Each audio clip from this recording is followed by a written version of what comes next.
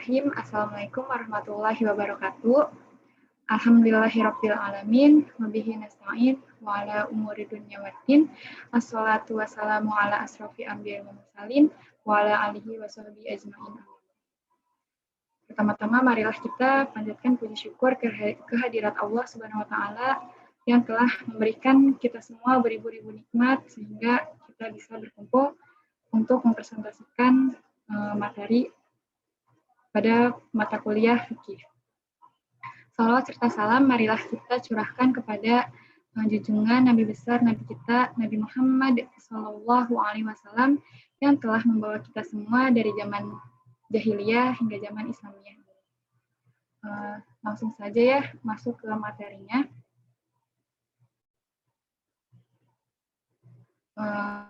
Kami dari kelompok 9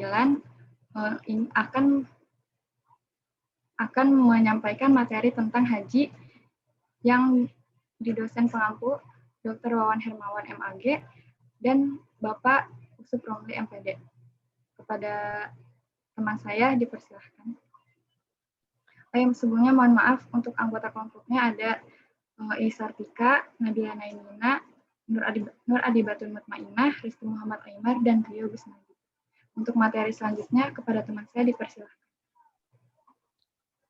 Baik, sebelumnya terima kasih kepada moderator yang telah mempersilahkan saya untuk menjelaskan terkait materi salah satu materi haji.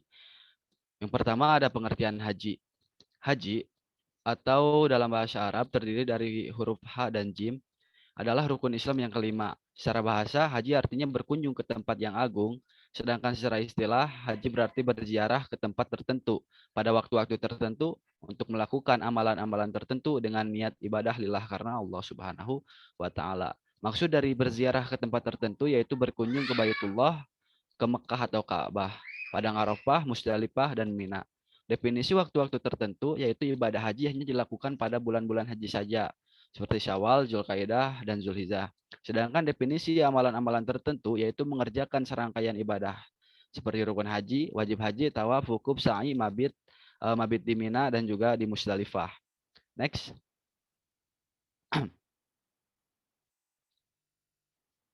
Yang kedua ada hukum pergi haji. Hukum pergi haji adalah fardu ain atau wajib bagi setiap muslim yang mampu. Wajibnya itu yaitu sekali seumur hidup. Dalil yang mendasari hukum haji tersebut yaitu terdapat di dalam Quran surat Ali Imran surat ketiga ayat 97 yang berbunyi A'udzu billahi minasyaitonir rajim. Walillahi 'alan nasi hijjul baiti man istata'a ilaihi sabila wa ma kafara fa innallaha ghaniyyun 'anil 'alamin. Yang artinya dan di antara kewajiban manusia terhadap Allah adalah melaksanakan ibadah haji ke Baitullah, yaitu bagi orang-orang yang mampu mengadakan perjalanan ke sana. Barang siapa mengingkari kewajiban haji, maka ketahuilah bahwa Allah Maha Kaya atau tidak memerlukan sesuatu dari seluruh alam. Quran surat Ali Imran ayat ke-97. Next. Sekarang ada syarat wajib haji. Menurut para ulama, syarat wajib haji ada 5, yaitu yang pertama Islam. Maksudnya yaitu orang yang mengerjakan haji wajib beragama Islam. Yang kedua berakal, maksudnya itu berakal, waras, dan tidak gila. Yang ketiga balig. Maksud dari balig yaitu telah sampainya usia seseorang pada tahap kedewasaan sehingga seorang itu bisa membedakan mana yang baik dan mana yang buruk. Selanjutnya ada merdeka atau orang yang bebas atau bukan budak yang terikat tanggung jawab pada tuannya. Dan yang terakhir yaitu orang yang mampu. Syarat haji ini secara khusus disebutkan di dalam firman Allah Ta'ala yang artinya menunaikan haji adalah kewajiban manusia kepada Allah, yaitu bagi orang yang mampu mengadakan perjalanan ke Baitullah.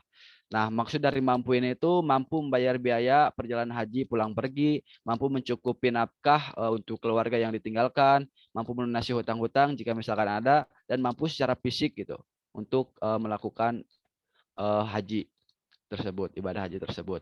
Next. Selanjutnya ada rukun haji ya. Rukun haji itu merupakan sebagian amalan atau perbuatan yang tidak boleh ditinggalkan oleh seseorang pada saat dia sedang melaksanakan ibadah haji. Nah, jika rukun haji ini salah satunya ditinggalkan, maka rukun hajinya tidak ibadah hajinya itu tidak akan sah. Nah, rukun haji menurut mazhab Syafi'i, Maliki, Hambali yaitu yang pertama mazhab Syafi'i, rukun hajinya itu ihram, ada wukuf di Arafah, ada sa'i, tahallul dan tertib. Sedangkan menurut mazhab Salifi, mazhab Maliki yaitu ada ihram, wukuf di Arafah, tawaf ifdah dan juga sa'i. Nah, menurut mazhab Hambali ada ihram, wukuf di Arafah, tawaf ifadah, sa'i. Dan mazhab Hanafi wukuf di Arafah dan tawaf ifadah. Nah, penjelasan dari ihram sendiri yaitu berniat dari miqat ketika hendak memulai kegiatan ibadah haji. Jadi ihram itu adalah berniat dari miqat ketika hendak memulai kegiatan ibadah haji seperti mengucapkan eh, lafaz yang artinya itu ya Allah, kupenuhi panggilan. Kemudian yang kedua ada wukuf di Arafah. Maksud wukuf di Arafah ini adalah berdiam di padang Arafah dengan perbanyak zikir dan istighfar kepada Allah Subhanahu wa taala. Nah, waktu wukuf di Arafah ini bermula dari tergelincirnya matahari di hari Arafah itu pada tanggal 9 Zulhijjah sampai terbit fajar pada hari raya Idul Adha atau hari raya Kurban. Yang ketiga ada tawaf ifdah ya. Tawaf ifdah. Tawaf ifdah ini yaitu tawaf ziarah atau berjalan mengelilingi Ka'bah sebanyak 7 kali putaran dengan syarat suci dari hadas dan najis, baik badan maupun pakaian, menutup aurat, dan Ka'bah berada di sebelah kiri ketika kita mengelilinginya. Dan kita harus mulai tawaf dari Hajar Aswad. Selanjutnya ada sa'i. Sa'i adalah berjalan dari Bukit Safa ke Bukit Marwah sebanyak 7 putaran dan berakhir di Bukit Marwah. Kemudian ada tahalul, yaitu mencukur atau memotong rambut paling sedikit 3 helai rambut di sekitar Bukit Marwah. Kemudian ada tertib, artinya rukun-rukun haji ini harus dilaksanakan secara berurutan, yaitu dengan mendahulukan ihram dan secara berurutan gitu. Next. Selanjutnya ada aktivitas haji. Aktivitas haji ini yaitu melakukan beberapa aktivitas yang diperintahkan pada saat berhaji. Nah, jika aktivitas-aktivitas tersebut ada yang tidak dikerjakan karena lupa, maka kita harus menggantinya dengan membayar dam. Sebagaimana dalam sebuah hadis Rasulullah yang artinya barang siapa meninggalkan suatu ibadah wajib dalam haji atau lupa, maka dia wajib menyembelih kurban. Itu hadis yang mendasari ketika kita meninggalkan wajib haji, maka kita harus membayarnya atau menggantinya dengan dam. Adapun aktivitas-aktivitas yang termasuk dalam kegiatan haji, wajib haji menurut 4 mazhab itu berbeda-beda ya. Pertama menurut mazhab Syafi'i, maksud dari aktivitas wajib haji ini adalah ihram dari mikot, mabit di Musdalifah, melontar jumroh, mabit di Mina, dan tawaf wada. Sedangkan menurut mazhab Hanafi, wajib haji ini ada sa'i, wukuf di Musdalifah, melontar jumroh, mencukur rambut, dan tawaf wada. Kemudian menurut mazhab Maliki ada haji ifrad, ihram dan mikot, membaca talbiyah, tawaf kudum, mabit di Musdalifah, melontar jumrah, mencukur rambut, sholat tawaf, mabit di Mina, dan alzamu di Arafah dan Musdalifah. Terakhir menurut mazhab Hambali, ihram dan mikot, ihram dari mikot, kemudian mabit di Musdalifah, melontar jumrah, mabit di Mina, tawaf wada, wukuf di Arafah, dan juga mencukur rambut. Itulah aktivitas wajib haji menurut keempat para ulama. Next. Kemudian selanjutnya ada sunnah haji. Sunnah haji adalah jenis amalan ibadah yang dapat menambah pahala bila dikerjakan dan ketika misalkan tidak dikerjakan juga tidak apa-apa atau tidak berdosa. Yaitu yang pertama ada mandi besar sebelum berniat dan mengenakan ihram. Kemudian ada menggunakan wangi-wangian sebelum ihram bagi laki-laki. Kemudian melantunkan talbiyah berulang kali, melantunkan doa saat memasuki kota Mekah, mengucapkan doa memasuki Masjidil Haram, membacakan doa saat melihat Ka'bah, melakukan tawaf kudum, tarwiyah di Mina, mencium Hajar Aswad, sholat di Hijr Ismail, minum air Zanjam, dan juga melaksanakan tawaf sunnah selama di Mekah. Itulah sunnah haji ya. Dan selanjutnya ada keutamaan haji. Nah, ada banyak sekali keutamaan dalam ibadah haji. Beberapa di antaranya yaitu saya mengambil dari hadis ataupun Al-Quran ya, bahwa yang pertama haji adalah amalan yang paling utama. Sebagaimana di dalam hadis dari Abu Hurairah radhiyallahu anhu, Rasulullah Shallallahu alaihi wasallam ditanya, "Apa amalan yang paling utama?" Beliau menjawab, "Beriman kepada Allah." Kemudian apalagi? Beliau menjawab, "Jihad di jalan Allah." Kemudian apalagi? "Haji mabrur." Jawab Rasulullah Shallallahu alaihi wasallam. Ini di dalam hadis Bukhari nomor 1519. Kemudian yang kedua, ada orang berhaji dijamin masuk surga jika mabrur. Ini sesuai dengan hadis dari Rasulullah. Abdullah bin Mas'ud radhiyallahu anhu meriwayatkan bahwa Rasulullah Shallallahu alaihi wasallam pernah bersabda yang artinya, iringilah haji dengan umroh karena keduanya menghilangkan kefakiran dan dosa-dosa, laksana api yang menyala-nyala mencairkan besi, emas serta perak, dan tiada pahala untuk haji yang mabrur selain surga. Ini hadis riwayat At-Tirmizi serta disahihkan oleh An-Nasa'i dan Ibnu Majah. Dan yang ketiga,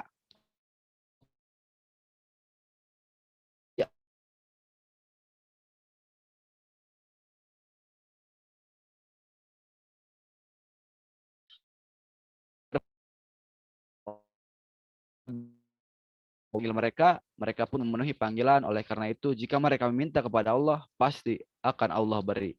Ini hadis riwayat Ibnu Majah nomor 2893. Next. Selanjutnya ada cara pelaksanaan haji. Yang pertama ada haji ifrad. Nah, maksud dari haji ifrad ini adalah orang yang berhaji melakukan ihram hanya untuk berhaji. Jadi haji ifrad ini berhaji saja ya. Kemudian yang kedua ada haji qiron. Haji qiron adalah proses pelaksanaan haji yang digabung dengan mengerjakan amalan umroh dalam waktu bersamaan. Jadi haji qiron ini adalah haji dan umroh itu dilaksanakan secara bersamaan, tetapi haji dulu gitu yang diutamakannya. Kemudian yang terakhir ada haji tamattu. Haji tamattu adalah proses pelaksanaan haji dengan mengerjakan ibadah umroh terlebih dahulu, baru kemudian melaksanakan ibadah haji. Nah itu ya terkait cara pelaksanaan haji. Next.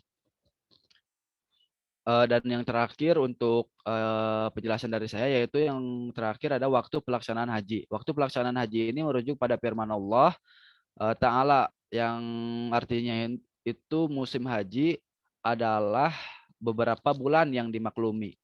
Dari Quran surat Al-Baqarah ayat 197 ya. Jadi maksud dari bulan yang dimaklumi pada ayat di Al-Baqarah tadi itu adalah bulan Syawal, Zulqa'dah dan 10 hari pertama bulan Zulhijjah. Puncak pelaksanaan ibadah haji adalah wukuf di Arafah mulai 9 Zulhijjah hingga matahari terbit di 10 Zulhijjah. Selanjutnya akan dijelaskan oleh teman saya.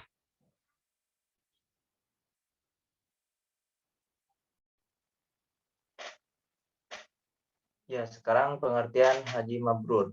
Mabrur berasal dari bahasa Arab, yaitu bara yaburu baran, yang artinya taat berbakti. Dalam kamus Al-Munawwir Arab Indonesia, mabrur berarti ibadah haji yang diterima pahalanya oleh Allah Subhanahu wa taala. Bentar, tadi kepotong dulu, videonya belum di spotlight. Sok ulangi dari awal coba. Sok. Nah, sekarang materinya tentang haji mabrur. Pengertian haji mabrur. Mabrur berasal dari bahasa Arab, yaitu bara yaburu baran, yang artinya taat berbakti. Dalam kamus Al-Munawwir Arab Indonesia, mabrur berarti ibadah haji yang diterima pahalanya oleh Allah Subhanahu wa taala. Haji mabrur menurut bahasa adalah haji yang baik atau yang diterima oleh Allah Subhanahu wa taala. Sedangkan menurut istilah syar'i, haji mabrur ialah haji yang dilaksanakan sesuai dengan petunjuk Allah dan Rasul-Nya, dengan memperhatikan berbagai syarat, rukun, dan wajib, serta menghindari hal-hal yang dilarang, muharamat, dan penuh konsentrasi dan penghayatan semata-mata atas dorongan iman dan mengharap ridho Allah Subhanahu wa taala. Jadi haji mabrur itu secara singkatnya itu haji yang diterima amal ibadahnya gitu. Next. Adapun syarat haji mabrur. Yang pertama, melakukan ibadah haji dengan dorongan iman dan ikhlas. Dalam melakukan ibadah haji, haruslah diniatkan secara ikhlas hanya mengharap ridho Allah Subhanahu wa taala. Keikhlasan hati sangatlah penting demi mendapatkan ridhonya. Dengan niat yang ikhlas, Allah akan menggantinya dengan balasan surga kepada orang-orang yang menunaikan haji lantaran panggilan iman yang dilakukan secara ikhlas. Rasulullah SAW bersabda di dalam hadisnya, di antara yang artinya di antara umrah di antara umroh yang satu dan umroh yang lainnya akan menghapuskan dosa di antara keduanya, dan haji mabrur tidak ada balasannya kecuali surga. Hadis riwayat Bukhari nomor hadis 1773 dan Muslim nomor hadis 1349. Yang kedua, harus bersumber dari rezeki yang halal. Jadi kita itu jangan memaksakan untuk pergi haji jika uangnya tidak halal gitu ya. Ibadah haji bukanlah perkara yang sembarangan. Allah Subhanahu wa taala hanya menerima ibadah haji seseorang jika bersumber dari rezeki 100% halal, dan Allah Subhanahu wa taala akan menolak ibadah haji seseorang jika bersumber dari uang yang haram walaupun seberat biji zarah dalam perjalanan ibadah haji tersebut. Rasulullah Shallallahu alaihi wasallam bersabda dalam hadis yang artinya Allah itu thayyib, baik, dan tidaklah menerima kecuali dari yang baik. Hadis riwayat Muslim nomor hadis 1015. Yang ketiga, ada rendah hati dan berakhlak baik. Dengan menunjukkan sikap tawadu atau rendah hati di lingkungan manapun ia berada dan tidak riya atau pamer, ibadah haji demi mendapatkan gelar seorang haji atau hajjah, karena orang-orang yang pergi menunaikan ibadah haji belum tentu mendapat gelar haji yang mabrur di sisi Allah Subhanahu wa taala. Ya mungkin sekarang itu lagi rame-ramenya di Indonesia dengan gelar haji ya. Namun di mata Allah itu tidak semua orang yang pergi ke haji itu mendapatkan gelar haji mabrur. Tergantung niat dan amalannya. Yang keempat, ada menyempurnakan rangkaian haji. Orang-orang yang berhaji hendaknya benar-benar mengagungkan syiar Allah saat melaksanakan ritual manasik. Hendaklah ia menunaikannya dengan penuh pengagungan dan tunda pada Allah. Hendaklah ia menunaikan kegiatan haji dengan penuh ketenangan dan tidak tergesa-gesa dalam berkata atau berbuat. Jangan bersikap terburu-buru sebagaimana yang dilakukan banyak orang di saat haji, dan hendaknya ia menyempurnakan rangkaian semua haji sesuai ilmu manasik haji yang diajarkan sesuai Al-Quran dan Sunnah. Yang kelima, ada memberi makan kepada yang membutuhkan dan menebar kedamaian. Menurut riwayat yang disampaikan oleh Imam Ahmad dalam karyanya bahwa orang yang mendapat haji mabrur ialah orang yang memberikan makanan kepada yang membutuhkan dan menebarkan kedamaian. Para sahabat berkata, "Wahai Rasulullah, apa itu haji mabrur?" Rasulullah menjawab, "Memberikan makanan dan menebarkan kedamaian." Walaupun hadis ini divonis munkar syibhul maudu oleh Abu Hatim dalam kitab Ilal Ibnu Hatim, tetapi ada riwayat lain yang marfu dan memiliki banyak syawahid, bahkan divonis syahihul isnad, meriwayatkan sebagaimana dikutip Imam Badruddin Al-Aini dalam Umdatul Qorinya. Rasulullah SAW pernah ditanya tentang haji mabrur. Rasulullah kemudian berkata, memberikan makanan, dan satupun dalam berkata Al-Hakim berkata bahwa hadis ini sahih sanadnya, tetapi tidak diriwayatkan oleh Bukhari dan Muslim. Next.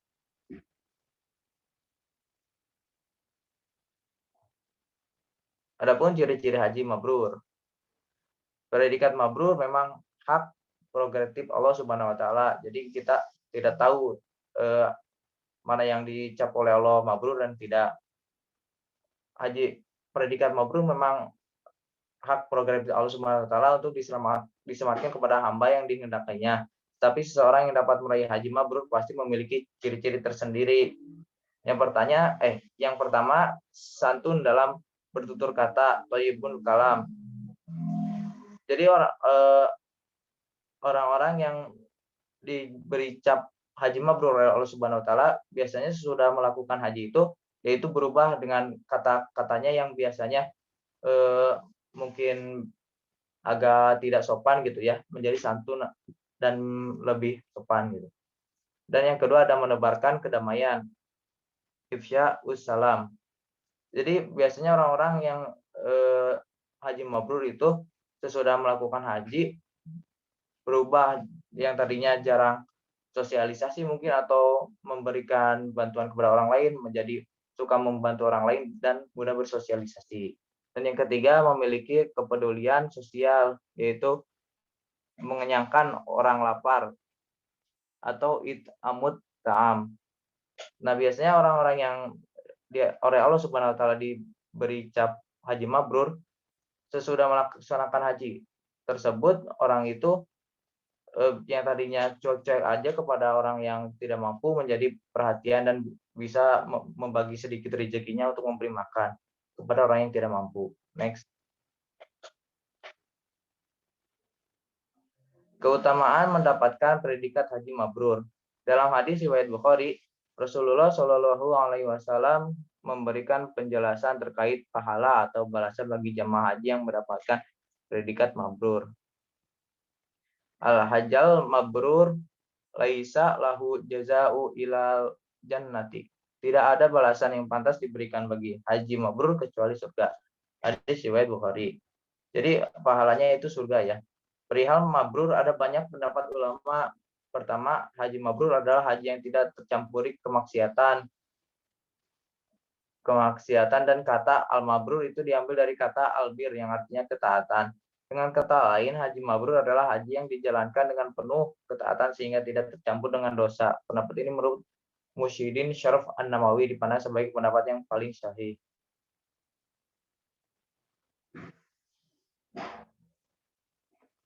Yang selanjutnya ada pandangan menurut para ulama.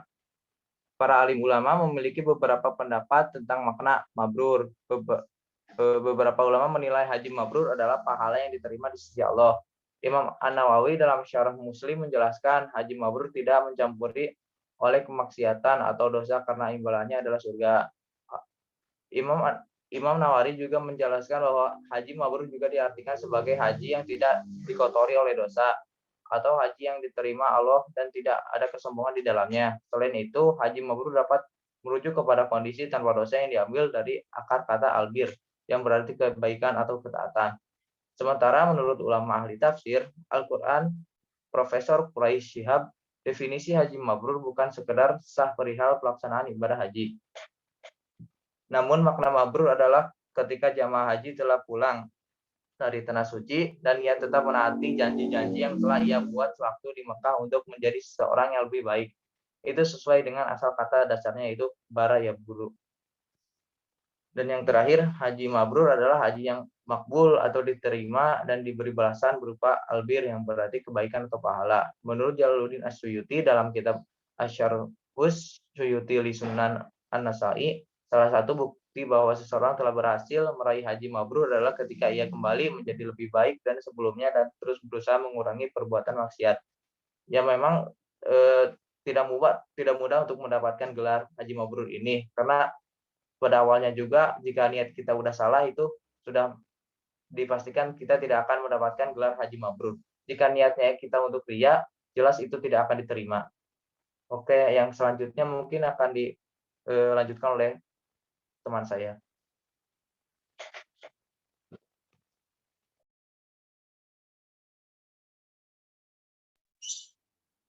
Ya baik, di sini saya akan menjelaskan tentang istitoah.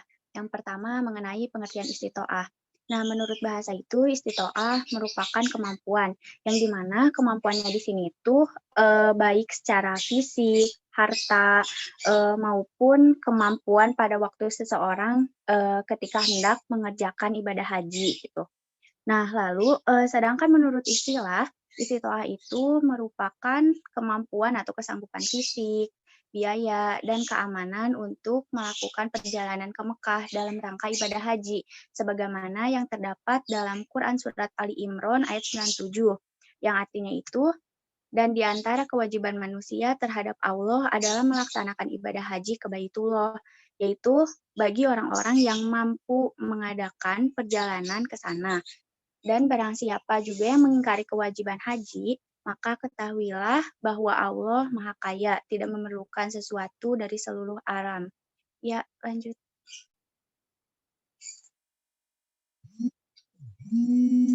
Nah, selanjutnya ada juga yang menurut terjemahan Departemen Agama Republik Indonesia.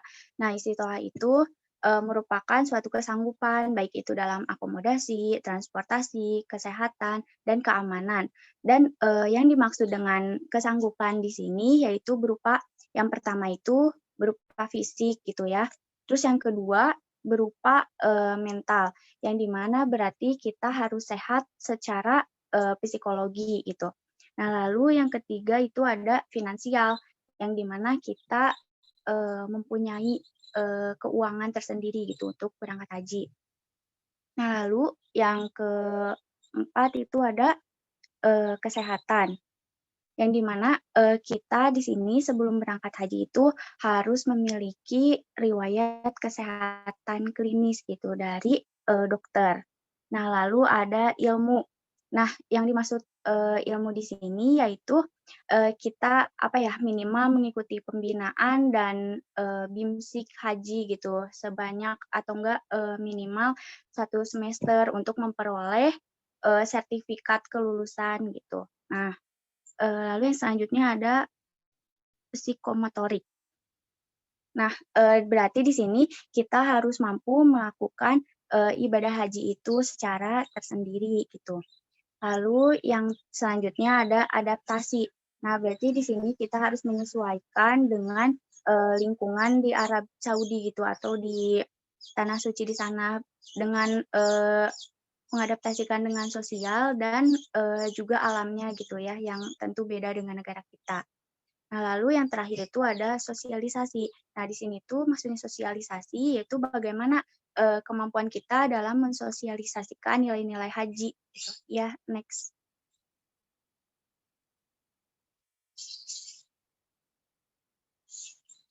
Yang selanjutnya, ini ada perbandingan makna istitoah menurut para ulama mazhab. Yang pertama, menurut Imam Hanafi itu, aspek istitoah meliputi istitoah maliyah, yaitu kemampuan biaya. Lalu ada istitoah badaniyah, yaitu kemampuan kesehatan. Lalu yang terakhirnya itu ada istitoah amniyah, yaitu kemampuan keamanan selama perjalanan dan sampai ke tanah air. Nah, lalu sedangkan menurut Imam Malik yaitu ada kesehatan jasmani, kemampuan biaya, dan kemampuan fasilitas kendaraan dan jalan untuk sampai ke Mekah. Sedangkan menurut Imam Syafi'i itu terdapat 7 aspek istitoah. Yang pertama yaitu kemampuan kesehatan jemaah yang dapat diukur dengan kemampuan untuk duduk di atas kendaraan tanpa menimbulkan kesulitan. Yang kedua, kemampuan untuk biaya pergi dan pulang. Terus yang ketiga, adanya kendaraan. Yang keempat, adanya bekal selama pelaksanaan haji. Lalu yang kelima, adanya keamanan gitu, baik dalam perjalanan maupun setelah sampai di tanah suci. Nah, lalu yang keenam itu harus ada mahram bagi perempuan. Nah, yang terakhir, yang ketujuh, yaitu ada kemampuan untuk sampai tujuan pada batas waktu yang ditentukan, yaitu dimulai sejak bulan Syawal hingga tanggal 10 Zulhijjah. Nah, untuk yang terakhir itu ada dari Imam Hambali, yaitu adanya kemampuan menyiapkan bekal dan kemampuan menyiapkan ongkos kendaraan. Ya, next.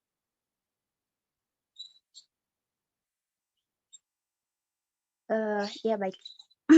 Nah, di sini tuh ada aspek penting istitoah dalam haji ya. Yang pertama, istitoah dalam harta gitu. Nah, karena kan kita untuk pergi ke haji itu kan perlu membayar biaya penyelenggara ibadah haji, terus biaya hidup, terus kan tempat tinggal, makanan dan minuman gitu harus cukup gitu, harus mencukupi. Nah, terus yang keduanya itu ada istitoah dalam kesehatan.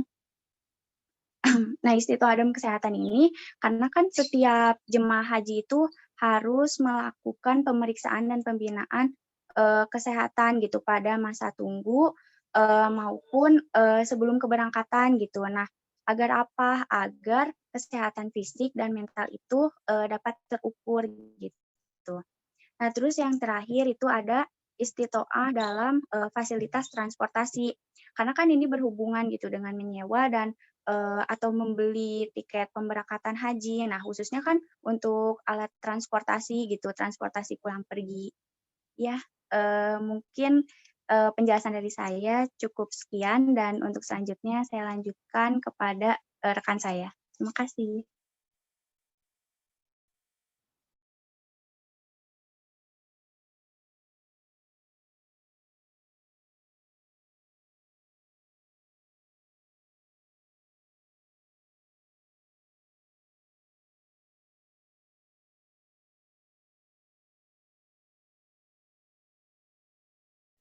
Ya, selanjutnya ada yang dinamakan walimah haji. Apa sih walimah haji? Tentu dalam melaksanakan haji gitu. Walimah yang biasanya disebutkan itu adalah walimatus safar.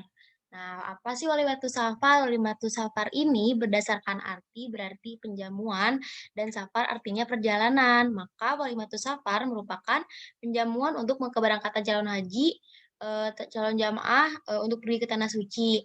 Nah, manfaat dari Walimatus Safar ini sendiri gitu karena ketika kita etika bersilaturahmi, dalamnya itu tentu ada yang namanya tuh unsur untuk mengedukasi, memberikan pengetahuan informasi-informasi tentang haji. Jadi Walimatus Safar ini dianalogikan dengan Walimatun Nakiah, yang di mana Walimatun Nakiah ini adalah jamuan sebelum dan sesudah melakukan perjalanan jauh dengan tujuan meminta doa dan kebaikan dan keselamatan. Jadi dengan adanya tujuan diadakan Walimatus Safar gitu, ini tuh guna meningkatkan rasa syukur para jamaah haji untuk memberikan motivasi gitu kepada orang-orang yang belum melaksanakan tetapi sudah mampu. Jadi memberikan motivasi agar segera bahwasanya gitu, untuk Walimatus Safar sendiri, membuat para jemaah haji itu menjadi kesannya tuh agar didoakan selamat. Terus ada juga dari, hadis dari Ibnu Abbas gitu, di mana, saat zaman Rasulullah itu, ada yang artinya tuh ketika Nabi SAW tiba di Mekah, beliau disambut oleh anak-anak kecil suku Bani Abdul Muthalib, lalu beliau menggendong salah satu dari mereka di depan dan yang lainnya di belakang. Nah, jadi, Walimatus Safar ini sendiri tidak hanya dilakukan saat, sebelum keberangkatan, tapi, sesudah keberangkatan juga, apa ya, di masyarakat kita mungkin disebutnya syukuran setelah, kepulangan dari haji. Next. Selanjutnya ada hukum walimah. Nah, bagaimana sih hukum walimah ini gitu? Nah, dalam jumhur ulama menyatakan hukum walimah safar itu mubah atau boleh. Nah, berarti namun jika didasarkan atau motivasi pamer atau riya, hukumnya menjadi hal yang terlarang. Maksudnya gimana sih? Jadi misal ketika kita ingin pergi haji, tentu kan biasanya itu ada yang dinamakan tuh walimatus safar. Nah, jika kita berniat pamer, oh saya mau pergi haji, jadi saya mau syukuran biar orang-orang tahu. Nah, tidak boleh didasarkan motivasi itu. Maka jika didasari motivasi seperti itu, maka hukumnya tuh haram, menjadi haram atau terlarang. Lalu tentang Walimatus Safar ini sendiri gitu tidak ada hadis maupun dalil. Namun Walimatus Safar bila tujuannya baik yakni sebagai ungkapan rasa syukur atas karunia Allah sehingga bisa melaksanakan ibadah haji, maka ini sangat dianjurkan. Sesungguhnya jika kamu bersyukur pasti kami akan menambahkan nikmat kepadamu. Ini jika kamu mengingkari nikmatku, maka sesungguhnya azabku sangat pedih. Begitu menurut dalil Allah Subhanahu wa taala dalam Quran surat Ibrahim ayat 7. Jadi, tidak ada pendapat spesifik mengenai dalil ataupun hadis mengenai suruhan untuk melaksanakan walimatus safar atau walimah haji ini. Namun, dalam pengungkapan dalam dalil Quran surat Ibrahim ini gitu, jika, kita mensyukuri nikmat Allah dengan cara melaksanakan atau membuat kegiatan walimah sebelum kepergian haji, maka, itu akan memberi kita sebuah pahala. Next. Selanjutnya yaitu tata cara, walimatus safar. Nah, tentu ya ketika kita ingin, berpergian haji atau ingin mengadakan walimatus safar sebelum berpergian haji itu, kita tentunya harus, mengetahui tata cara-caranya terlebih dahulu. Yang pertama ialah mengundang kedatangan sanak saudara, kerabat, ataupun tetangga. Nah, hal ini tuh dilakukan gitu, sebagai pengganti kita harus mendatangi satu persatu orang yang kita semestinya bersilaturahmi, karena tentu sangat bisa dijadikan momen bersilaturahmi, menjadikan momen berkumpul gitu. Terus, mengundang apalagi jika disertai pengajian gitu. Nah, maka kan perbuatan baik ini tidak akan bertentangan dengan, sunnah Rasulullah. Yang kedua, mengumumkan rencana keberangkatan baik waktu maupun hal lain. Nah, di sini tuh, hal ini dilakukan biar sanak keluarga, kerabat, sahabat, maupun tetangga tuh menjadi mengetahui serta dapat membantu memperhatikan dan menjaga keluarga yang ditinggalkan. Hal ini menjadi bagian amal soleh dalam mewujudkan hak dan kewajiban muslim terhadap muslim lainnya. Nah, semisal kan orang tua ataupun siapa pergi haji, tentu akan meninggalkan anak-anaknya. Nah, kenapa sih kita harus mengumumkan rencana keberangkatan? Nah, agar kita bisa menitipkan gitu apa yang kita tinggalkan ketika kita pergi berhaji. Yang ketiga, menjadikan Walimatus Safar sebagai momentum strategis untuk berdakwah menyampaikan hal-hal baik. Nah, di sini tuh Kenapa ini juga harus dilakukan? Karena untuk mencegah hal-hal yang buruk dalam berbagai bidang yang tentunya bisa dikaitkan dengan ibadah haji sebagai rukun Islam kelima oleh ibadah atau ibadah umroh. Oleh sebab itu, untuk panggilan penceramah yang telah memiliki pengalaman atau mengerti tentang masalah haji dan umroh agar bisa menjelaskan keutamaan ibadah haji atau umroh. Jadi sebaiknya gitu ketika kita mengadakan acara Walimatus Safar atau ada pengajian gitu sebelum keberangkatan haji, kita harus mengundang orang yang benar-benar memahami gitu bagaimana sih haji itu, bagaimana umroh itu gitu agar memberikan pembelajaran-pembelajaran kepada orang-orang yang telah menghadiri.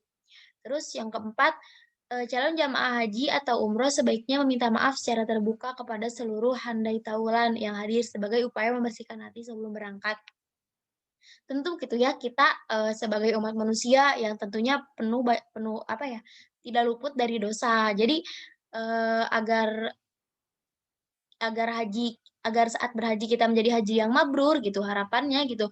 Maaf yang diberikan itu menjadi sebab dari karunia Allah untuk membersihkan noda dan kotoran yang melekat pada diri yang akan berangkat haji itu gitu, akibat sikap buruknya atau perilakunya. Jadi, sebaiknya gitu sebelum kita, berangkat haji atau saat kita melaksanakan Walimatus Safar, kita itu harus membersihkan hati dengan cara meminta maaf. Yang terakhir, saling mendoakan baik saat berkumpul maupun setelah berpisah. Mereka yang berangkat mendoakan yang ditinggalkan, begitu juga sebaliknya yang ditinggalkan mendoakan yang berangkat. Tentu gitu, doa ini sangat penting karena doa tuh banyak keajaiban-keajaiban yang dihasilkan dari doa gitu. Jadi bukan hanya kita yang akan berangkat yang meminta doa, tetapi mereka-mereka yang ditinggalkan oleh kita juga tentu kan gitu, tidak asing lah.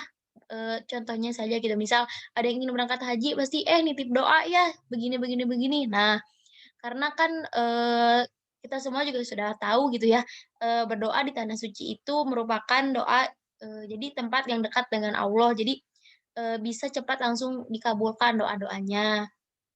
Jadi selain meminta doa untuk keselamatan saat berangkat, doa saat, kenyamanan di tempat haji. Nah, kita juga harus mendoakan yang kita tinggalkan, seperti itu. Selanjutnya akan dijelaskan oleh rekan saya.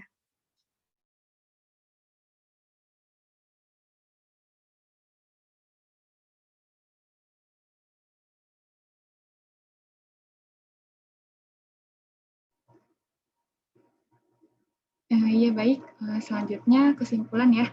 Jadi kesimpulannya itu haji ibadah haji itu ziarahnya umat Islam gitu ya ke kota suci Mekah yang dilaksanakan 1 tahun sekali gitu ya, dan dilakukan di bulan-bulan tertentu saja gitu. Dan menjadi kewajiban gitu untuk umat Islam yang mampu secara fisik dan finansial. Kemudian haji mabrur itu haji yang diterima dan diikhlaskan gitu oleh Allah Subhanahu wa taala karena ibadah hajinya itu telah dilakukan dengan baik dan benar gitu. Serta bekal yang halal suci dan bersih gitu, dan tidak lupa juga ya diniatkannya hanya karena Allah semata gitu, tidak ada niat karena yang lain gitu. Kemudian ada istitoah, yaitu kemampuan kita gitu melaksanakan dalam ibadah haji secara fisik, mental, dan pembekalan dan lain sebagainya.